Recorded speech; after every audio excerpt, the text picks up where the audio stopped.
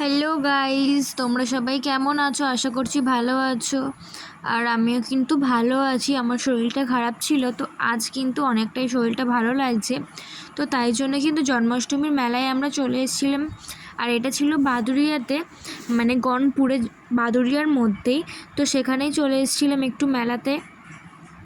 তো দেখো মেলার মধ্যে ঢুকে পড়েছি আর ঠাকুর দেখতে বেরিয়ে পড়েছি। আর কৃষ্ণর কিন্তু মানে যা আর লীলা সব কিছুই কিন্তু এখানে ধরে তুলেছিল, খুব সুন্দরই লাগছিল দেখতে, তোমরা বুঝতেই পারছো। তো তোমরা কে কেমনভাবে জন্মাষ্টমী কাটিয়েছো সেটা আমাকে জানিও। আর আমার কিন্তু অনেকটা শরীর খারাপের থাকার কারণে জন্মাষ্টমীটা কিন্তু আমি সেইভাবে করতে পারিনি। অনেকটাই আশায় ছিলাম যে অনেক কিছুই করব, কিন্তু সেটা আর করে ওঠা হয়নি। দেখো সবাই কিন্তু সব কিছু চাইলেই পাওয়া যায় না, তো আমিও হয়তো সেটাই পাইনি।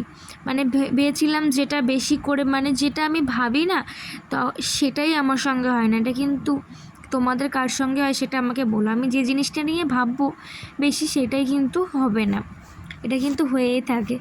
তো চলো ওসব কথা বাদ দাও, খারাপ কথা বাদ দিয়ে সবসময় ভালোর দিকেই এগিয়ে চলো।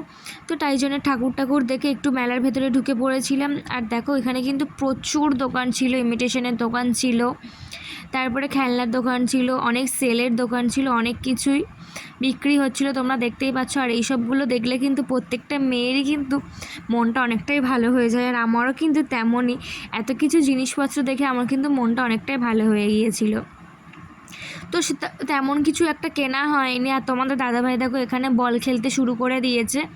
তারপর ও খেলা টেলা করে চলে এসেছিলাম একটু মোমো খেতে। মোমোটা কিন্তু নিয়েছিলাম, এটার দাম নিয়েছিল 50 টাকা, মানে 5 পিস ছিল। মোমোটা কিন্তু একেবারে জঘন্য খেতে, যা একদম মুখটা খারাপ করে দিয়েছিল আমাদেরকে, এত জঘন্য খেতে ছিল।